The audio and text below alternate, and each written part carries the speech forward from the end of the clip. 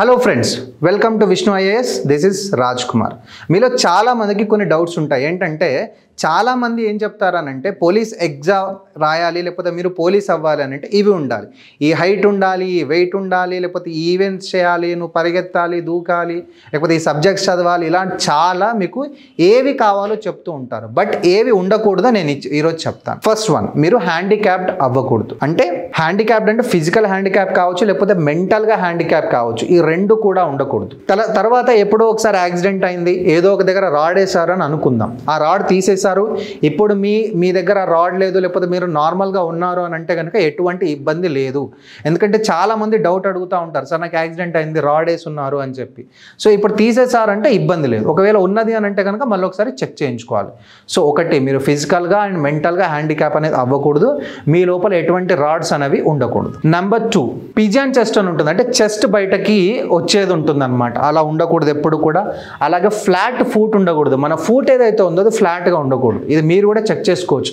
Like for example maybe ఒక వాటర్లో కాలు పెట్టండి, అలాగే బయటకు వచ్చి మీ లెగ్ పెట్టండి అక్కడ.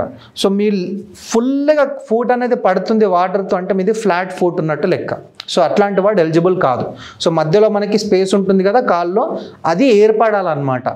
ఫ్లాట్ ఫుట్ అనేది ఉండకూడదు. నెక్స్ట్, నాకింగ్ నీస్ అనేవి నాకూడదు. మన మోకాలు ఏవైతే ఉన్నాయో అవి నాక్ అవ్వకూడదు. రెండు సపరేట్గా ఉండాలన్నమాట. ఒకవేళ నాకింగ్ నీస్ ఉన్నాయంటే కొంచెం కాలు వంకర్ ఉంటుంది, అట్లాంటి వాళ్ళు ఎలిజిబుల్ కాదు. నెక్స్ట్, హైట్ ఉంటుంది. లైక్ మెన్కి కానీ ఉమెన్కి కానీ, లైక్ మెన్ అనుకోండి 167.6 సెంటీమీటర్ అనేది ఉండాలి. ఉమెన్ అయితే కనుక 152.5 సెంటీమీటర్ హైట్ అనేది కంపల్సరీగా ఉండాలి. ఇప్పుడు మనకు తెలుసు, ఈవెంట్స్కి వెళ్ళిన తర్వాత సెన్సార్స్తో మన హైట్ చెక్ చేస్తారు, మనం మాన్యువల్గా చెక్ చేసుకుంటాం. డిఫరెన్స్ అనేది ఉండొచ్చు, కానీ ముందే జాగ్రత్త పడి ప్రాపర్గా చెక్ చేసుకొని ప్రిపరేషన్ స్టార్ట్ చేయండి. ఎందుకనంటే వీటిలో ఏది ఉన్నా కూడా మీరు ఎలిజిబుల్ అవ్వరు ఎగ్జామ్కి. అన్నెసెసరీగా ప్రిపరేషన్లో ఈ టైం అనేది వెచ్చించడం సరికాదని చెప్పి మళ్ళీ ఒకసారి మీకు చెప్తున్నాను అనమాట. క్రానిక్ డిసీజెస్, ఏవైనా దీర్ఘకాలికమైనటువంటి వ్యాధులు ఉంటాయి. Like for example maybe AIDS ఉంది, లేకపోతే థైరాయిడ్ ఉంది, లేకపోతే డయాబెటీస్ ఉంది, లేకపోతే క్యాన్సర్ ఉంది, హార్ట్ డిసీజెస్ ఉన్నాయి. ఇలా ఏవైనా దీర్ఘకాలికమైనటువంటి వ్యాధులు ఉంటే కనుక మీరు ఎలిజిబుల్ కాదు. ఒకవేళ ఏదైనా ఉంటే కనుక మీరు చెక్ చేయించుకుంటే అది క్యూర్ అయిన తర్వాత మీరు రాయడానికి ఛాన్స్ ఉంటుంది. తర్వాత we have this sight problem. నాకు కూడా ఉండేది, but mine is very basic sight అనమాట. సైట్ అనేది ఉండకూడదు. ఒకవేళ ఉండింది అని అనుకోండి, లేసిక్ చేయించుకోండి, లేజర్ ట్రీట్మెంట్ తీసుకోండి, అది సెట్ అయింది అని అనుకోండి, మీరు ఎలిజిబుల్. ఓకేనా? లేసిక్ తీసుకున్న తర్వాత మనకు సైట్ అనేది నార్మల్ అయింది అని అంటే కనుక ఓకే. అది ఎప్పుడు మనం మొత్తం అయిపోయిన తర్వాత అయినా చేసుకోవచ్చు. లైక్ ఎగ్జామ్ అయిపోయిన తర్వాత అయినా మనం చేసుకోవచ్చు, లేకపోతే ముందు చేసుకున్నా పర్లేదు. అసలు మీకున్న సైట్ అనేది క్యూరబుల్, లేజర్ తీసుకుంటే తగ్గుతుందా లేదా అనేది ఒకసారి చెక్ చేసుకోండి, సరిపోతుంది. దాని తర్వాత మీకు ఎటువంటి పరిస్థితుల్లో మెల్లకన్ను అనేది ఉండకూడదు, స్క్వింట్ ఉండకూడదు. మెల్లకన్ను అది కూడా నార్మల్గా ఉంటే ఓకే, మినిమల్గా ఉంటే ఓకే, బట్ ఎక్కువ ఉంటే కనుక కళ్ళు కనపడవు కదా. సో మెల్లకన్ను అనేది ఎక్కువ ఉండకుండా చూసుకోవాలి, right? Next, we have cases. మన మీద ఎవరైనా కేసు పెట్టారు.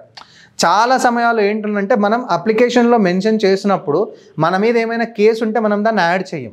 తర్వాత వచ్చి చెప్తూ ఉంటారు, సార్ నేను యాడ్ చేయలేదు, నాకు ఈ మధ్య ఈ కేసు అయింది నా మీద, ఇట్లాంటివన్నీ చెప్తూ ఉంటారు. సో ఒకవేళ అట్లా ఏమైనా కేసులు ఉంటే నో ప్రాబ్లం, మెన్షన్ చేయండి అప్లికేషన్లో. తర్వాత మొత్తం అయిపోయే లోపు మీరు ఈ కేసుని సాల్వ్ చేసుకోండి. మీరు బయట వాళ్ళతో మాట్లాడుకొని సెట్ చేసుకుంటారా, లేకపోతే లీగల్గా పోయే సెట్ చేసుకుంటారా, but whatever it may be, at the end of the day ఆ కేసు అనేది మీ మీద ఉండకూడదు, రిజిస్టర్ అయి ఉండకూడదు. Next, we have colour blindness అంటే ఏంటి? అన్ని కలర్లు మనకు ఒకేలా కనబడతాయి. కలర్స్లో డిఫరెన్షియేషన్ అనేది మనం చూడలేకపోతాం. మీరేం టెస్ట్ చేసుకోవాల్సిన పని లేదు, ర్యాండమ్గా ఫోన్లో కలర్ బ్లైండ్నెస్ టెస్ట్ అని కొట్టండి, చాలా టెస్ట్లు వస్తాయి, చూడండి. ఒకవేళ మీకు ఏమైనా డౌట్ వచ్చిందని అంటే కనుక వెళ్ళి చెక్ చేయించుకుంటే మరీ మంచిది. ఇవన్నీ కూడా ఏంటనంటే మీకోసం. ఒకవేళ దీంట్లో మీకు ఏమైనా ఉన్నాయి, క్యూర్ అవ్వట్లేదు అని అనుకుంటే కనుక మీరు ఈ ఎగ్జామ్కి అనర్హులు అనమాట. మీరు ఎగ్జామ్స్కి ప్రిపేర్ అయ్యి అన్నెసెసరీగా టైం అనేది వేస్ట్ చేయకుండా ఆ ప్రీషియస్ టైం ఏదైతే ఉందో దాన్ని మంచి రిజల్ట్ వచ్చే దాని మీద వెచ్చించండి, సరిపోతుంది. All the best.